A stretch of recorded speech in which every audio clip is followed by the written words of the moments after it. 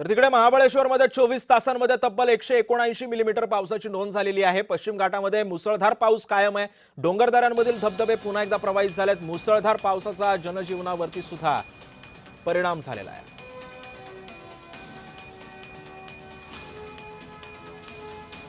दरम्यान पावसामुळे पुण्यातील रस्त्यांच्या कामाची अक्षरशः पोलखोल झाली। हडपसरच्या जामले वस्ती परिसरामध्ये रस्ता खचून गेलाय। अवघ्या 4 दिवसांपूर्वी रस्त्याचं डांबरीकरण करण्यात आलं होतं आणि याच पार्श्वभूमीवरती शिवसेनेचे शहर प्रमुख प्रमोद नाना भानगिरे यांनी निकृष्ट कामांचा जागतिक विक्रम करायचाच ठरवलाय का पुणे महानगरपालिकेनं, असा संतप्त सवाल त्यांनी उपस्थित केलेला आहे।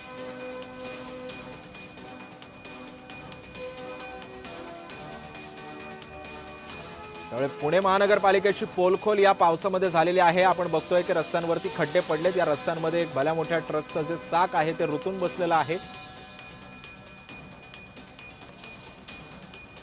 आणि या पावसाच्या बातम्यांसह आता वेळ झाली एका छोट्याशा ब्रेकची। कुठेही जाऊ नका, लगेचच भेटूयात। पाहत रहा जय महाराष्ट्र।